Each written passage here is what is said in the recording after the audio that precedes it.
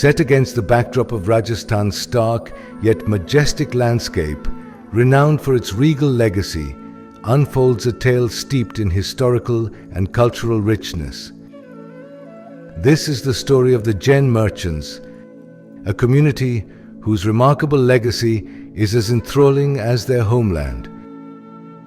How then did the rulers of this largely barren desert with scant agricultural income manage to construct some of the world's largest forts and most lavish temples?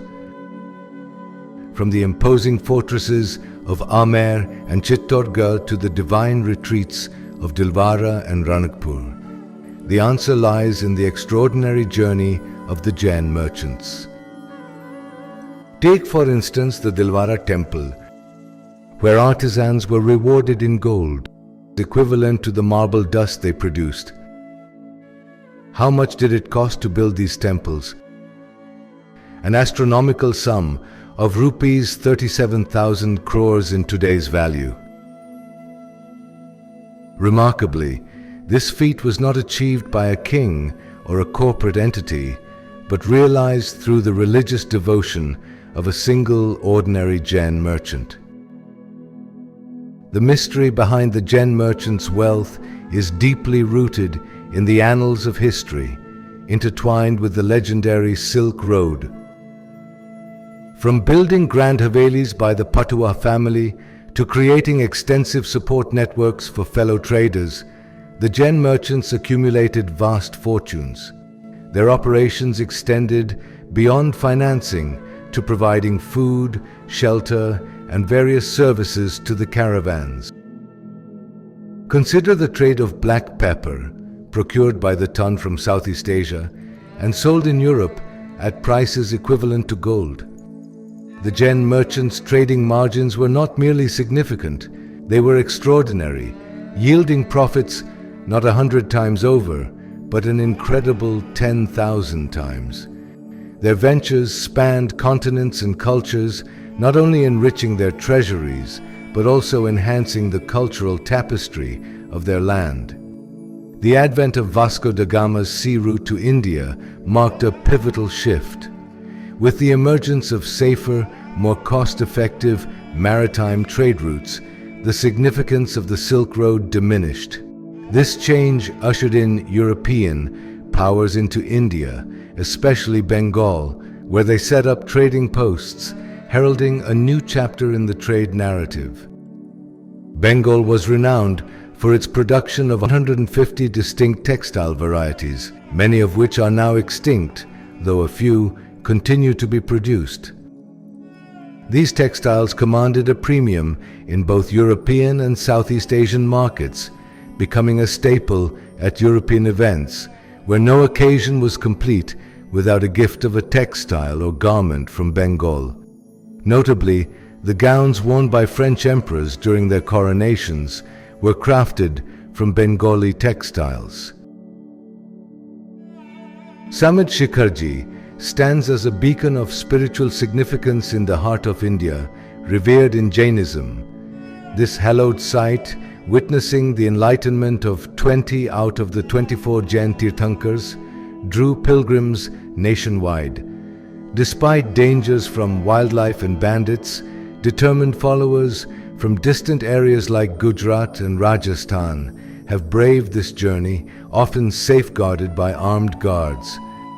Jagat Seth presented the pilgrims with a thought-provoking proposition. Why return to the desert's hardships when they could thrive in this land of opportunity? Taking Jagat Seth's counsel to heart, around 20 families from Rajasthan, initially en route to Shikharji, decided to make their homes in the flourishing regions of Murshidabad, Jiaganj, and Azimganj. Among these pioneers were notable families such as the Dugars, Navalkhas, Dudorias, Singhis, and Nahars. Jagat Seth's significant role in supporting and establishing several families, 6 of which were bestowed with the title of Sardar, underscored his central position within the Sheherwali community. His actions and decisions were pivotal, with nothing of consequence occurring without his input.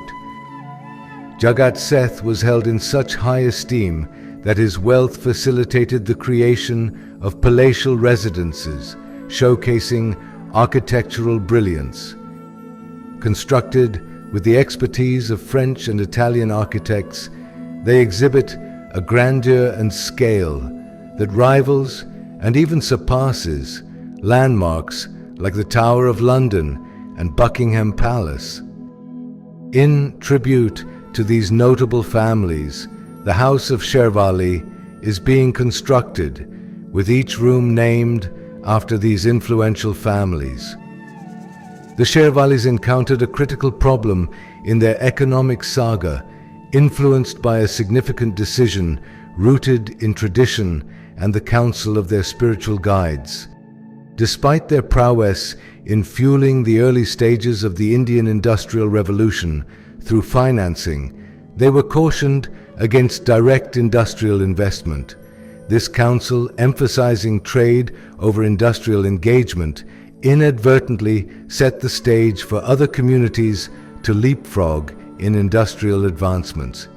In this context of economic transition, the Jute Balers Association emerged as a testament to the Sheherwalis' enduring commercial leadership. Established in 1909 with Dalchand Singhi at the helm as its inaugural president, the association was led by a lineage of Sheherwali luminaries, including Bahadur Singh Singhi, each adding to its esteemed legacy. A particularly captivating chapter in Sheherwali history is the relationship between the Munims, who managed business affairs, and the Seths, the proprietors, revealing a complex balance of power and strategy. The Munims, entrusted with significant operational control, often dictated the terms of business due to their indispensable role. This balance is exemplified by a story from the Singhi family, where, due to the Munim's outstanding attributes, his integrity, entrepreneurial spirit, assertiveness, and innovation, secured him a 50% partnership in the business. The Munims showcased their strategic prowess through adept navigation of the Sunset Law, a mandate requiring debts owed to the British to be settled by sunset, lest the property be put up for auction. Leveraging this rule, they adeptly acquired numerous estates, often without the seat's direct consent. Amidst these tales of economic intrigue, the narrative of a Duggar family member emerges, marked by a life as vibrant as it was atypical. His matrimonial alliances with 7 wives from varied cultural backgrounds, Gujarati, Sheherwali, Nepali, Bengali, distinguishes his story not merely for the diversity of these connections, but for the extravagant lifestyle he provided to each wife. Allocating a palace to each wife, he demonstrated not just his vast wealth, but a flair for living that defied conventional norms. The story of 2 wives agreeing to dramatic elopements adds a romantic flair to the family's history. The hand of a Nepali princess, achieved with the help of an armed entourage, introduces an element of daring and complexity. The Sheherwalis' approach to festival celebrations further illustrates their love for extravagance and unique traditions. Their Diwali festivities were celebrated with unmatched splendor. The Holi celebrations, marked by the use of expensive rose water and the finest saffron, reflect their taste for refinement and distinctiveness. The wedding ceremonies within the Jat family, famed as the world's bankers, were nothing short of spectacular. These events, marked by their grandiosity, showcase the height of luxury and extravagance. The Sheherwalis' attire, a harmonious blend of influences from Rajasthan, the local region, and the historical styles of the Mughals and Nawabs, makes a distinctive fashion statement. The pgari, or traditional headgear, the chunnat wali dhoti, renowned for its intricate pleating, is a masterpiece of craftsmanship, tailored by specialized artisans exclusive to areas like Azimganj and Jiaganj. The Sheherwali's language weaves together elements of Rajasthani, Bengali, Hindi, and European lexicons into a captivating dialect. This linguistic blend can lead to humorous misinterpretations. The dialect's charm lies in its expressiveness and the joy it brings to those who speak it. Their culinary heritage merges the finest aspects of Rajasthani, Bengali, Nawabi, and Mughal culinary traditions into a distinctive vegetarian cuisine. With a vision to preserve this heritage for future generations, the Sheherwali's enthusiasm for horticulture, particularly their cultivation of exceptional mango varieties, exemplifies their refined taste and dedication to quality.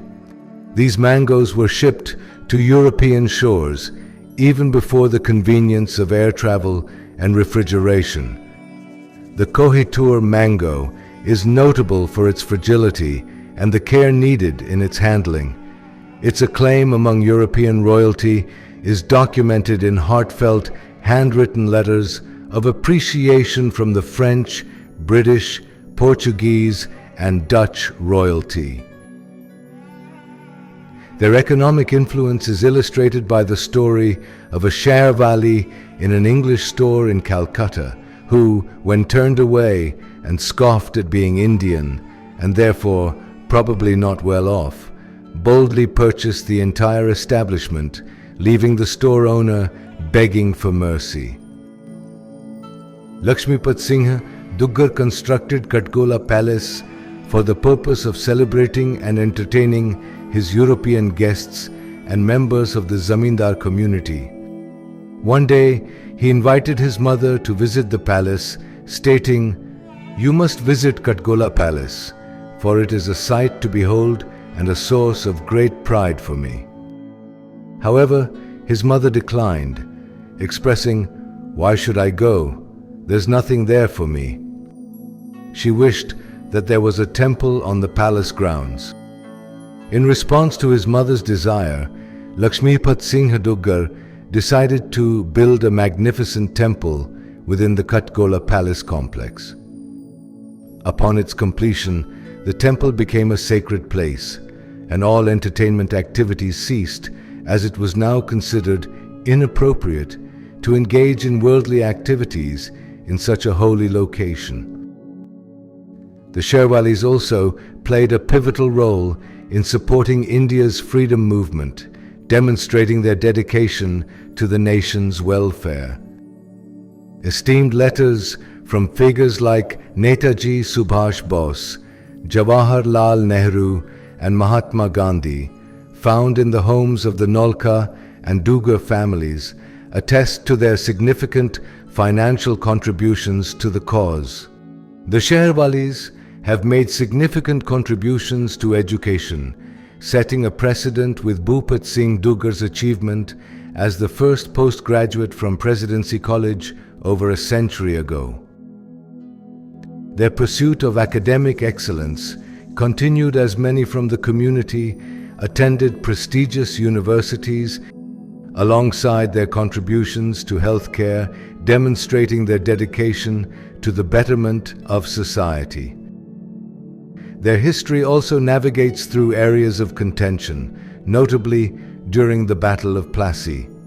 Jagat Seth's financial interactions, documented with various parties, including Robert Clive and the Nawab of Murshidabad, reveal his intricate role as a financier across the political spectrum. Murshidabad, closely linked with the Sheherwalis, is often romanticized as a repository of hidden wealth, fueling tales of buried treasures. 50 years ago, Badi Koti stood as a testament to the past, its once magnificent structure reduced to ruins. Amid plans for its demolition, a laborer stumbled upon a pot filled with gold coins, a discovery so overwhelming that he disappeared, leaving the building and its mysteries intact. The walls of Barikoti are steeped in legends of concealed riches, often uncovered during demolition but rarely disclosed due to fears of government claims. This secrecy underlines a broader caution among the community to demolish rather than sell, guarding against the risk of government seizure of discovered treasures. Following India's independence, the Sheherwalis faced transformative challenges that significantly altered their trajectory. The nationalization of key industries, including coal mines owned by the Singhi family and governments abolishing the zamindari system, heralded a downturn for their once thriving dominion. This era also prompted a lifestyle shift among the Sheherwalis. The older generation, once accustomed to a leisurely existence, had to adapt to a reality where such luxuries became unsustainable. By sharing this journey, we celebrate not only the Sheherwalis' 300-year legacy, but also inspire a global community, expanding from 45 individuals in Azimganj to over 1,000 worldwide. This narrative serves as a reminder of our collective history and a call to future generations to continue exploring and cherishing our rich heritage